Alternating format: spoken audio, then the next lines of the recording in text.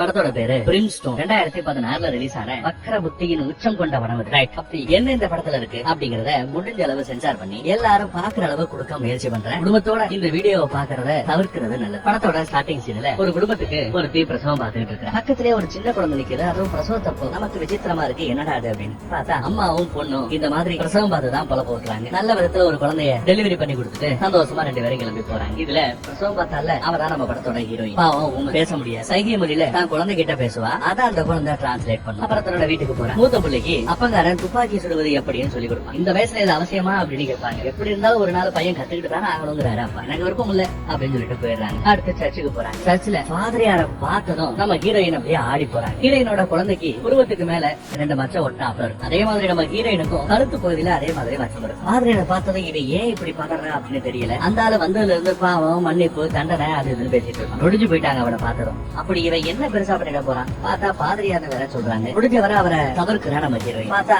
அங்கேயே சர்ச்சுக்கு வந்த ஒரு அம்மா பிரசவரியில கத்த ஆரம்பிக்க வேற வழி இல்ல, சர்ச்சுக்குள்ளேயே வச்சு பிரசவம் பார்க்கணும். எல்லாரையும் போக சொல்லிட்டு பிரசவம் பார்க்கலாம்னு பார்த்தா குழந்தையோட கை ஆல்ரெடி வெளியில வந்துருச்சு. அதை பார்த்துட்டு ஏதோ ஒண்ணு அந்த கிழவி கிட்ட பிரசவ வழியில துடிச்சிட்டு இருக்கிற அந்த பொண்ணோட அம்மா கிட்ட நம்ம ஹீரோயின் சொல்றாங்க. சைகை மொழியில என்ன சொல்லி இருக்காங்கன்னா, குழந்தையோட தலை ரொம்ப பெருசா இருக்கு, அதனால எய்தர் குழந்தைய காப்பாத்தலாம் இல்ல அம்மாவை காப்பாத்தலாம், யாராவது ஒருத்தரை தான் காப்பாத்த முடியும் அப்படிங்கறத முன்னதாவே சொல்லிட்டா. குழந்தை அப்புறம் வெளியில போயிருக்க சொல்லிட்டு பிரசவம் பார்க்க ஆரம்பிக்கிறேன். வெளியில அப்பக்காரன் ரொம்ப அவளா வெயிட் பண்ணிட்டு இருக்கேன், எனக்கு ஒரு நல்ல குழந்தை பிறக்கணும் வைக்கணும் அப்படின்னு. ஆனா உள்ள குழந்தையோட தலை ரொம்ப பெருசா இருந்ததுனால வேற வழி இல்லாம தலைய நசுக்கி குழந்தைய வெளியில எடுத்திருக்கேன். இல்லன்னா அந்த பொண்டாட்டிக்காரி செத்து போயிருக்க அந்த அம்மா காரி பாவம். குழந்தைய காட்டு அப்படின்னு அதுக்கப்புறம் கேட்க இல்ல வேண்டாம் அப்படின்றாங்க இவங்க. இருந்தாலும் கிளவி கேட்காம பெத்தவ கிட்ட குழந்தைய கொண்டு போய் காமிச்சா பார்த்து அந்த பேர் கதறி அழுக ஆரம்பிப்பாங்க. வீட்டுக்கு வந்து ரொம்ப வருத்தப்பட்டு இருக்கு. இதுல ஓன் தப்பு எதுவும் இல்லம்மா, யாரோ ஒருத்தரை நீ காப்பாற்றித்தானே ஆகணுங்கிற மாதிரி ஆறுதலா பேசுறாரு புரிஞ்சுங்க. ஆனா அதையெல்லாம் தூரமா இருந்து புல்வெளிகளுக்கு மத்தியில இருந்து அந்த பாத்திரியார் நோட்டம் விட்டுட்டே இருக்கு. இதுல பிரச்சனை என்ன தெரியுமா, நைட்டு தூங்கிட்டு இருக்கும்போது குழந்தை இறந்து பிறந்துச்சு. இவன் மேல எந்த தப்பும் இல்ல, ஆனா இவன் மேலதான் தப்புங்கிற மாதிரி யாரோ திருப்பி விட்டு இருக்காங்க. அந்த பிரசவத்துல குழந்தை இறந்தது இல்லையா, அந்த குழந்தையோட தகப்பன் அவன் துப்பாக்கி எடுத்துட்டு வந்து இவளை கொல்றதுக்கு முயற்சி பண்ணுவான். சரக்குற பாதிரியார் தான் வந்து 4 வார்த்தை பேசி அவனை அமைதிப்படுத்தி குடியார பையில போடா அப்படின்னு வட்டி விடுறாரு. அங்க தீயெல்லாம் கொளுத்தி விட்டுருப்பான், அதையெல்லாம் அணைச்சு விடுறாரு. சரி பாதிரியாரை கூப்பிட்டு உள்ள உட்கார வச்சு மரியாதை நல்ல விதமா பேசி அனுப்பி பார்ப்பாங்க. இருங்க என் ஒய்ஃபை கூப்பிட்டு வரேன், அவ உங்களுக்கு தேங்க்யூ சொல்ல ஆசைப்படுவா அப்படின்ட்டு அவர் போவார். அவரு பொண்டாட்டியை தேடிட்டு இருக்கிற சமயம் பொண்டாட்டி இங்கதான் ஒழிச்சிருந்து இவங்க என்ன பேசுறாங்கன்றதை கவனிச்சுக்கிட்டு, நீ நான் பேசிட்டு இருக்கிறத கேட்கிறேன், எனக்கு தெரியும் நீ பண்ண பாவத்துக்கான தண்டனை அந்த சாட்டை உன்னை தேடி வரும் அப்படின்னு பேசிட்டு போறேன். என்னதான் அவங்க பேசிக்கிறாங்க நமக்கு புரியல. பாதிரியாரோட கண்ணுல வேற ஒரு பெரிய தழும்பு இருக்கும், மேல இருந்து கீழே வரைக்கும் கீழ்நாப்புல. அடுத்த நாள் காலையில எந்திரிச்சு பார்த்தா இவங்க வீட்டுல இவங்க வளர்த்துக்கிட்டு இருந்த ஆடுகள் எல்லாம் செத்து கொடூரமா கொல்லப்பட்டு கிடக்கும். அதுவும் ஒரு ஆடு வயிற்றுல குட்டியோட இருக்கும். அத கூட வயிற்றுல இருந்து அந்த குட்டியை வெளியில எடுத்து கிழிச்சு போட்டு கொண்டு இருக்கானுங்க பாரு. இதுல காண்டாயி அப்பாவும் பிள்ளையும் பழி வாங்குறதுக்காக எப்படி நேற்று குடிச்சிட்டு வந்து பிரச்சனை பண்ணல அவன் தான் பண்ணிருப்பான்னு சொல்லிட்டு அங்க போறாங்க. அதே சமயம் இங்க உள்ள செத்து போய் கிடக்கிற ஆடுகள் எல்லாத்தையும் டிஸ்கஸ் பண்ணி ஆகணும். அந்த கன்றாவி எல்லாம் தான் பெத்த பொண்ணு பார்க்க கூடாது, அந்த கொடுமைகளை பார்க்க கூடாதுங்கிறதுக்காக பொண்ணோட கண்ணை மூடிட்டு ஆடுகள் எல்லாத்தையும் அப்புறப்படுத்திட்டு இருப்பாங்க. அந்த கேப்ல பார்த்தா பாதிரியாரங்க வந்து நிக்கிறான். ஏதாவது பண்ணணுமே அப்படின்னு இவ யோசிக்கிற சமயம் இவள அந்த ஆட்டு பண்ண இருக்குல்ல அந்த தொழுகுக்குள்ளேயே வச்சு மூடிடுறாங்க. இவளும் ஜன்னல் வழியா வெளியில வரணும்ன்றதுக்காக முயற்சி பண்றான். அந்த கேப்ல இவன் வந்து உங்க அம்மா எப்பேற்பட்ட கெட்டவங்கிறது நான் உனக்கு சொல்றேன் அப்படிங்கிற மாதிரி பாதிரியார் அந்த குழந்தை கிட்ட பேசிட்டு இருக்க. இவன் மேல ஏறி கண்ணாடியை உடச்சுக்கிட்டு வெளியில வர முயற்சி பண்ணும்போது போர்த்து கீழே விழுந்து வாங்கிறாங்க. அடுத்து வெளியில போன புருஷனும் பிள்ளையும் வந்த பின்னாடிதான் அவங்க கனவை திறந்த பின்னாடிதான் அவன் முழிக்கிறான். என் குழந்தைய பாதிரியா தூக்கிட்டு போயிட்டாருன்னு கத்துவா. பார்த்தா குழந்தை அங்கதான் நிக்கும். நல்லவன் ஒண்ணும் பெருசா எதுவும் ஆயிடுது. ராத்திரி சொல்லாம கொள்ளாம ஹீரோயின் விறுவிறுன்னு குதிரை எடுத்துட்டு கிளம்புறாங்க. கத்தி எடுத்துட்டு குதிரை எடுத்துட்டு போறான். பாதிரியார போறது தான் போறாங்கன்னு நினைக்கிறேன். ஆனா அதே சமயம் அவன் ஹீரோயினோட வீட்டுக்கு வந்து நிக்கிறான். குழந்தைய ஒரு மாதிரி மறப்பான். என்னடா சத்தம் கேக்குது அப்படின்னு அப்பங்கார இந்த பக்கம் விசாரிக்க வரும்போது வயிற்றுலயே நசக்கணும் ஒரு குத்து. சாகிற திருவாயில கூட ஏன் பாதிரியார என்ன குத்துறீங்கன்னு கேட்பாப்ல. ஏன்னா அவ ஒண்ணு விரும்புறாள், அவ அன்பு செலுத்துற எதுவுமே இந்த உலகத்துல இருக்கக்கூடாது அப்படின்னு சொல்லி பாதிரியார் சொல்றான். அதை விட கொடூரமா வயிற்று அறுத்து வயிற்றுக்குள்ள இருந்து அந்த குடலை உருகி அதையே அவன் கழுத்துல சுத்தி மேல வரைக்கும் போட்டு கொடூரமா சாகிறப்ப பொண்டாட்டிகாரி வந்து பதறி போவா அழுவா. பிள்ளையும் வந்து அதை பார்த்துட்டு என்ன பண்ண தெரியாம முடிப்பா. என்ன கருணை கொலை பண்ண என்னால இந்த வேதனையை தாங்க முடியலன்னு அவர் கஞ்சுவாரு.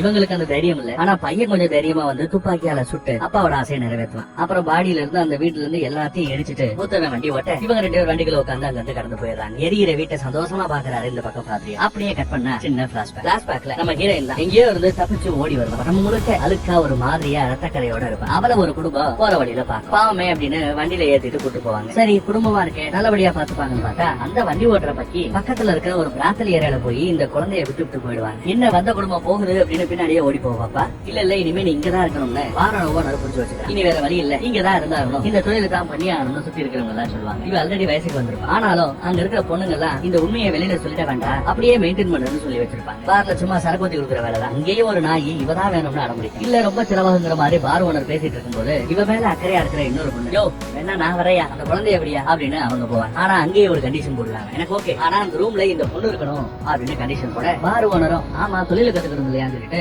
அவரை உள்ள அனுப்பிச்சு கதவு பண்ணிடுவார். கொடூரமா நடந்துருப்பான். அந்த அம்மாவை கழுத்தை நெரிச்சு அப்படியே சொல்றாப்ல கழுத்தை நெரிப்பான். வேணா அவங்களை எதுவும் செஞ்சிடாதுன்னு இந்த பொண்ணு கையில துப்பாக்கி எடுக்கும். முடிஞ்சா சுற்றி பாப்போம் அப்படின்னு பலாறு அரைஞ்சு கழுத்தை நெரிச்சு கொட்டுறாப்ல போக வேற வழி இல்லாம இவனும் துப்பாக்கி வச்சு சுட்டுவாங்க. பார்த்தா அதுல தோட்டா இருக்கு. எவ்வளவு கொடூரமா நடந்துக்கிட்டான்னு பாருங்க. அதே கொடூரத்தோட இந்த குழந்தை பக்கம் திரும்ப நல்ல வேலை அதுக்குள்ள அந்த அம்மா எந்திரிச்சு அவ கையில இருந்த துப்பாக்கியை வச்சு சட்டுன்னு ஒரு சுட்டு அந்த கொடூரனை கொண்டுடுவா. ஆனா வெளியில பார்த்தா தூக்கு தண்டனை பாதிக்கப்பட்ட அந்த பொண்ணுக்கு தான் கொடுக்குறாங்க. கேட்டா கஸ்டமர் என்ன பண்ணாலும் அடங்கித்தான் போகணுங்கிறது அவங்க ஒரு சட்டம். அந்த சட்டத்தை மீறிட்டதுனால தூக்குல போடுறவனு தூக்குல போட்டானுங்க. அதுவும் இந்த குழந்தை முன்னாடி அப்படி இருக்குன்னு பாருங்க. அடுத்து பார் ஓனர் வந்து தப்பா நடக்க முயற்சி பண்றாங்க. இவங்க இடம் கொடுக்க மாட்டேங்கிறாங்க. வேற வழி இல்ல, இனி இதுதான் உனக்கு அப்படின்றா. கட் பண்ணா ஒரு 5-6 வருஷம் இங்கேயே இதே தொழில பண்ண வேண்டிய கட்டாயம். அங்க ஒரு நல்ல ஃப்ரெண்டு கிடப்பாங்க. ஏதோ வாழ்க்கை ஓடும். ஃப்ரெண்டுகாரிக்கு உதட்டுல முச்சம் கொடுத்தா பிடிக்காது. 2-3 தடவை வான் பண்ணிட்டாங்க. முத்தம் கொடுக்காரா எனக்கு பிடிக்காரா அதையும் தாண்டி உள்ள நிறைய தடவை ட்ரை பண்ண நல்லா கடிச்சு வச்சுட்டா போல. இதுல காண்டாகி கத்துறானுங்க, தூக்குல பொண்ணுன்றாங்க. ஆனா பாதிக்கப்பட்டவர் சாகல இல்ல, அதனால தூக்கு தண்டனை கூடாது, வேற ஏதாவது சொல்லுனாரு கேட்க பாதிக்கப்பட்டவன் என்ன சொல்றான், அவ கடிச்சு வச்சால நாக்கை இழுத்து வச்சு அறுத்துரு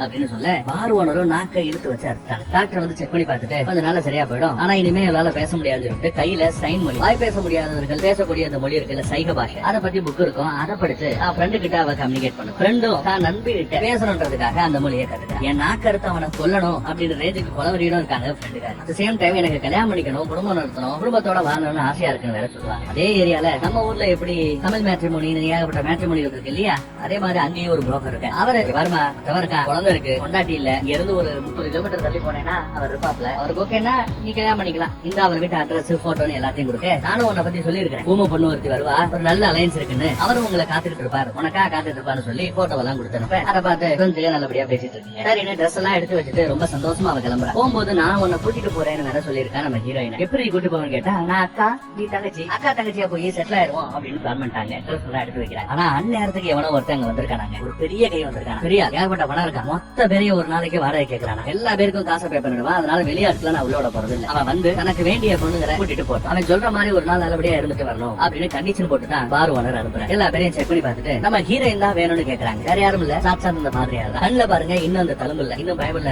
வெட்டு வாங்கல நினைக்கிறேன். கடைசி நேரத்துல வெளியில வேண்டாம் பார்லயே தான் எல்லா பேரும் இருக்கணும்னு ஓனர் சொல்லிட்டாரு. அதனால பார்லயே ஒரு ரூம்ல மாதிரியார் அந்த பக்கம் இந்த பக்கம் இந்த பொண்ணு. ஆனா வந்தவர் தப்பான நோக்கத்துக்கு வந்த மாதிரி தெரியல. நீ பண்ண அந்த பாவங்கள் எல்லாத்துக்கும் சேர்த்து உனக்கு நான் மன்னிப்பு கொடுக்க வந்திருக்கேன், ஒரு தண்டனை அதுக்கப்புறம் ஒரு மன்னிப்பு, அவ்வளவுதான். எப்பேற்பட்ட ஆளா ஆக வேண்டியவனி இப்படி ஆயிட்டியே அப்படிங்கிற மாதிரி பேசுறா. என்னதான் இருந்தாலும் பேசுறா நமக்கு புரியல. ஆனா அந்த பொண்ணு மறுபடியும் ஒண்ணு நான் அப்படி பண்ண விட மாட்டேன் அப்படிங்கிற. தங்க மாட்டேல இந்த வாங்கிடி அப்படின்னு பெல்ட்டை கழட்டி சும்மா சத்து அடிக்கிறாங்க. அலருது அந்த பாப்பா. அதே சமயம் அந்த சத்தத்தை கேட்டுட்டு அந்த பக்கத்துல இருக்க ஃப்ரெண்டு அறிங்கிட்டு வர கையில கத்தியோட வந்தவ பாதிரியாரோட கண்ணுல ஓங்கி ஒரு வெட்டு பலாருன்னு பதிலுக்கு திருப்பி அடிச்சிருவாரு. அதே கத்தியை பிடிங்கி அவளோட சங்கிலேயே ஒரு குத்தி ரெண்ட சம்பவ இடத்தையே கொண்டுருவாங்க. இதையெல்லாம் பார்த்துட்டு இருக்கிற நம்ம பொண்ணு என்ன எந்திரிச்சு அந்த கத்தியவே உருகி இவனோட சங்குல ஒரு ரத்த சொட்ட அப்படியே கீழே வருவான். அப்புறம் தான் ஃப்ரெண்ட பெட்ல போட்டு அப்படியே எரிச்சு விட்டுட்டு பக்கத்துல இருக்க டாக்டர் கிட்ட போய் உங்களோட உதவி தேவை அப்படிங்கிறா. என்ன உதவி அப்படின்னா தன்னோட நாக்கா இருக்கணும்னு கேட்கிறேன். இவரோட பிளான் என்னங்கிறது உங்களுக்கு ஆல்ரெடி புரிஞ்சிருக்கும். சும்மா ஓசியா செஞ்சுட்டு வர டாக்டர் காசு வேணும்ல, இவங்கிட்ட காசு இருக்குமான்னு பார்த்தா தங்க துகள்கள் இருக்கு. தங்க அப்படியே பொடிப்படியா கிடக்கும் இல்லையா, அந்த தங்க துகள்கள் கிடக்க ஒரு பையில அதை கொடுத்துருக்கு. அவரும் சரின்னு வாங்கிட்டு நாக்கா இருக்க போயிட்டாரு. அதுக்கு முயற்சி பண்றாரு, ஆனா என்னால முடியல அப்படின்னு வருத்தப்படுறாரு. உடனே இந்த அம்மா விருட்டுன்னு கத்தி எடுத்து தானே தன்னோட நாக்கா எடுத்துக்குதுங்க. அதுக்கப்புறம் மிச்சம் மீறிய தையல் போட்டு வண்டி பிடிச்சு இந்த அம்மா சொல்ற இடத்துல கொண்டு போய் விடு, பத்திரமா போயிட்டு வாமான்னு அனுப்பிச்சு வைக்கிறார் டாக்டர். இவங்க ஒரு ஊமையா அந்த ஃப்ரெண்டுக்காரி வாழ நினைச்ச அந்த வாழ்க்கை வாழ போயிட்டாங்க. அதுக்கப்புறம் தான் என்ன நடந்திருக்கு உங்களுக்கு தெரிஞ்சிருக்குமே. அவங்க கூட போய் இவங்க நல்லபடியா கல்யாணம் பண்ணி அடுத்த ஒரு குழந்தைய பத்தி நல்ல வாழ்க்கை வாழ்ந்துட்டு இருந்தாங்க. சின்ன வயசுல ஓடி வந்திருப்பாள்ல உடம்பு முழுக்க ரத்தக்கரையோட அழுக்கோட, அப்படி ஓடி வருவதற்கு முன்னாடி அவளோட வாழ்க்கை எப்படி இருந்துச்சு, எதை பார்த்து அவ ஓடி வந்தா பயந்து வந்தா அப்படிங்கறத காட்டுறாங்க. அம்மாவோட வாழ்க்கையை பார்த்துட்டு அப்படி ஓடி வந்திருப்பான். அம்மாவை ரொம்ப கொடூரமா டார்ச்சர் பண்றாரு அப்பங்காரன். எஸ், இந்த ஃபாதரியார் வேற யாரும் இல்ல, சாட்சா நம்ம ஹீரோயினோட அப்பன் தான். ஹீரோயின் ஏஜ் அட்டன் பண்றாங்க. ஆனா அவங்களுக்கு அதெல்லாம் எதுவும் புரியல. ஒருவேளை நம்ம சாக போறோமோ ரத்த வருதே அப்படின்ற மாதிரி ஒரு மாதிரி ஃபீல் பண்றாங்க. அதே சமயம் அப்பங்காரன் அம்மாவை கூட்டிட்டு தொழுகை பக்கம் போறாங்க. அங்க போய் அவங்கள முதுகு காட்டுறாப்புல நிக்க வச்சு சாட்டை எடுத்து சும்மா சுழட்டி அடிக்கிறானுங்க. ஏன்டா இப்படி அடிக்கிறான்னு பார்த்தா அது ஒரு சைக்கோ பொண்டாட்டிகளை இப்படி டார்ச்சர் பண்ணி பாக்குறதுல ஒரு சந்தோஷம். அப்படி ஒரு ரணகலம் பண்றேன். கேட்டா புருஷனுக்கு வேண்டிய எல்லாத்தையும் செஞ்சு கொடுக்க வேண்டியது பொண்டாட்டியோட கடமை, திருப்திப்படுத்த வேண்டியது பொண்டாட்டியோட கடமை, அதை செய்ய தவறிவிட்டால் அப்படின்னு சொல்லி அடிச்சிருக்காங்க. அம்மா படுற கஷ்டத்தை பார்த்து வளர்ந்த பொண்ணு. அதுக்கப்புறம் தான் பொண்ணு இந்த மாதிரி அந்த ரத்த மாற்றத்தை பத்தி எடுத்து சொல்லி நான் சாக போறேன்னா அப்படின்னு கேட்டா இல்ல ஏஜ் அட்டன் பண்ணி இருக்கிறேன், உன்னோட உடல் அடுத்த குழந்தைய வயிற்றுல தாங்குற ரேஞ்சுக்கு உடல் தகுதி ஆகிவிட்டது அப்படின்னு அர்த்தம். நல்ல விஷயம் தான் அப்படிங்கிற மாதிரி அம்மா அதெல்லாம் பேசுறாங்க. அடுத்த பொண்ணை குளிப்பாரிட்டு இருக்கும்போது அந்த வர பொண்டாட்டியை வெளியே பண்ணி வச்சுட்டு ஒழுங்கா இருக்கணும், பசங்க யாவனையும் பார்க்க கூடாது என்ன அப்படின்னு சொல்லி மிரட்டுறாரு. அதே சமயம் இங்க குதிரையில 2 பேர் வந்தானுங்கல்ல, கையில துப்பாக்கியோட ஒருத்தன் வந்திருப்பான், என்னையும் காப்பாத்துன்னு மிரட்டி இருப்பான். இந்த பக்கம் இவர் அடிபட்டு வந்திருப்பார். நல்ல நல்லா உத்து பாத்தீங்கன்னா தெரியும் இது வேற யாரும் இல்ல நம்ம ஜான் ஸ்னோ தான். கேம் ஆஃப் த்ரோன்ல சிங்கம் பயங்கரமா சேட்டை செஞ்சிருப்பாருல அவரே. ஜான் ஸ்னோ இந்த மாதிரி படத்துல நடிச்சிருக்கா அப்படிங்கறது நமக்கு ஆச்சரியமா இருக்கு. அவர் பக்கத்துல இருக்க வீடு சொல்லிட்டு இங்கதான் வந்து நிக்கிறாரு. நம்ம பொண்ணை பாக்குறாரு. எங்களை கொஞ்சம் காப்பாத்துமா அப்படின்னு கேக்குறேன். முதல்ல அடிபட்டு கிடந்து அவனை தூக்கி போட்டு இவனை காப்பாத்துன்னு சொல்லிட்டு போக பாப்பேன். பார்த்தா பொத்துன்னு இவனே வாங்கி விழுந்துருக்கு. உடம்புல நிறைய இடத்துல புல்லட்டு தொலைச்சு போய் கிடக்கு. பாமேன இவன் அந்த தோட்டாக்கள் எல்லாத்தையும் கத்தியாலேயே குத்தி வெளியில எடுக்கிறான். பக்கத்துல இருக்கிற அவன் முடிச்சிடறான். கையில துப்பாக்கி வச்சுக்கிட்டு மிரட்டுறான். எனக்கும் நீங்க தோட்டாவை எடுத்து விடணும். எல்லா பேருக்கும் இவதான் ஹெல்ப் பண்றான். ஆனா அவன் மோசமான மாதிரி தெரியுது. காஞ்சி கிடைச்சா இந்த பொண்ணோட நிலைமை என்ன ஆகுன்னு சொல்ல முடியாது. வீட்டுக்கே தெரியாம ஒரு தொழுகையில வச்சுதான் ஒரு மாட்டு தொழுகையில வச்சுதான் இவங்களை பாத்துக்கிட்டு இருக்காங்க. ஒரு நாள் இவங்க இருக்கிற அந்த இடத்துக்கு விறுவிறுன்னு அப்பங்கார வருவான். எதுவும் செய்ய வேண்டாம்னு சொல்லிட்டு பசங்க எதுவும் செய்ய மாட்டாங்க. வந்தவன் வா வந்து உங்க அப்பனுக்கு உதவி பண்ணு சொல்லி கூட்டு போறேன். கூட்டு போய் தன்னை குளிப்பாட்ட சொல்றாரு. கல்யாண வயசு வந்துருச்சு உனக்கு, அதுக்கேற்ற மாதிரி மெச்சூரா நடந்துக்கன்னு பொண்ணுகிட்ட ஏதோ பேசுறேன். பொண்டாட்டியாரியால எதுவும் செய்ய முடியல. அடுத்த அம்மா தன் பொண்ணுக்கு துப்பாக்கியால எப்படி சுடுறது அப்படிங்கறத சொல்லி கொடுக்குறாங்க. பண்ணியை கொல்ல சொல்லி கொடுக்குறாங்க. சுடுவா ஆனா பண்ணி சாகாது. இவனுக்கு கத்தி தான் கொஞ்சம் வசதியா இருக்குன்னு நினைக்கிறேன். கத்தி எடுத்துட்டு சரசரசரன்னு பண்ணியை அறுத்து விட்டுட்டு போய் உட்காந்து ஓனாலுவா. பொண்ணு உள்ள இருக்கும்போது வெளியில இருந்து பத்திரத்தோட பாத்துட்டு இருக்கிறேன். அதை பாத்துட்டு அம்மா தட்டி கேக்குறாங்க. அதனால பொண்டாட்டிக்கு எப்படி வாயில ஒரு கூட்டு போட்டுருக்கான்னு பாருங்க.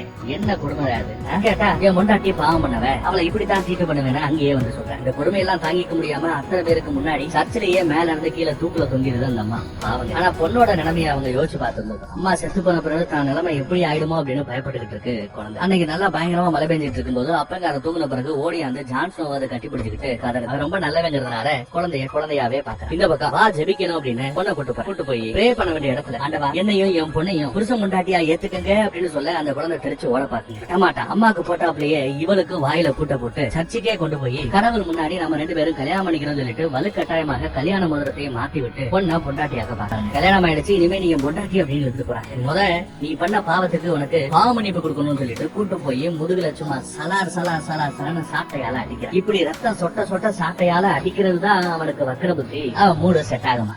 அன்னைக்கு ராத்திரி அந்த பொண்ணு நாசமாயிரு. ரொம்ப நாசுக்கா தூங்கிட்டு இருக்கும்போது பொண்ணு எஸ்கேப் ஆகி ஓடி போறத காட்டுறாங்க. அந்த பாதிரியாருக்கு பயந்து போய் மூத்தவன் வண்டி ஓட்ட இவங்க அப்படியே போய்கிட்டு இருந்தாங்கல்ல. எங்க போறாங்கன்னா தாத்தா வீடு ஒண்ணு இங்க மலை உச்சியில இருக்கு, அங்க போலாம் சொல்லிட்டு தான் போறான். ஃபாலோ பண்றாப்ல இருக்கும். இரு நான் போய் பாத்துட்டு வரேன்னு அந்த மூத்தவன் போவாங்க. போனவன் சின்ன பையனை கூட பாக்காம அவனையும் சுட்டு கொண்டுடுவான். அந்த பாதி கொஞ்சம் கொஞ்சமா நம்ம ஹீரோயினுக்கு பிடிச்சவங்க எல்லாரையும் அவ கண்ணு முன்னாடியே சாகடிக்கிறதுல அவனுக்கு ஒரு இது. அடுத்து இவங்க ஒரு வழியா தாத்தா வீட்டுக்கு வந்தாச்சு. தாத்தா நல்லபடியா பாத்துக்கிறாரு. சேஃபா இருங்க, உள்ள கூடயே இருங்க, நான் துப்பாக்கியோட வெளியில காவகாக்குறேன்னு துப்பாக்கி வச்சுட்டு வெளியில காவகாக்குறேன். ரொம்ப தூரத்துல மரத்துக்கு முன்னாடி ஒளிஞ்சுக்கிட்டேன். வெளியில தான் இவ துப்பாக்கியால சுடுவா. ஆனா குறி தப்பும். ஏன்னா அவ்வளவு தூரத்துல அதுவும் இவ கையில இருக்கிற அந்த பெரிய சைஸ் துப்பாக்கியால குறி பார்த்து சொல்ல முடியாது. அதை தெரிஞ்சுதான் வரேன். பொண்ணை தனியா விட்டேமா தப்பு பண்ணிட்டியே அப்படின்னு சொல்ல என்னையா சொல்றான்னு சொல்லிட்டு இவர் உள்ள போய் பார்த்தா உள்ள ஆல்ரெடி தாத்தாவை குத்தி கொண்டு இருப்பான். குழந்தைய தனியா விடக்கூடாதுன்னு சொல்லிட்டு குழந்தைய தூக்கிட்டு இவ உள்ள போய் குழந்தைய இன்னொரு ரூமுக்கு ஜன்னல் வழியா கடத்திட்டு இவ்வளவு அதுக்குள்ளேயே எரிய போகலான்னு பார்த்தா ஏறி அந்த பக்கம் விழுறதுக்குள்ள அவளை பிடிச்சி எடுத்து போட்டு அடிங்க. அடுத்து பார்த்தா அதே வீட்டுல அவளை ஒரு மரம் பாதியில வெட்டப்பட்டாப்புல ஒரு மரம் நின்னுகிட்டு இருக்கு தூண் மாதிரி. அதுல கட்டி போட்டு வச்சிருக்கு. சாட்டையை காமிச்சு அவளை மிரட்டுவான். தங்க மாட்டேங்கிறீங்க உனக்கு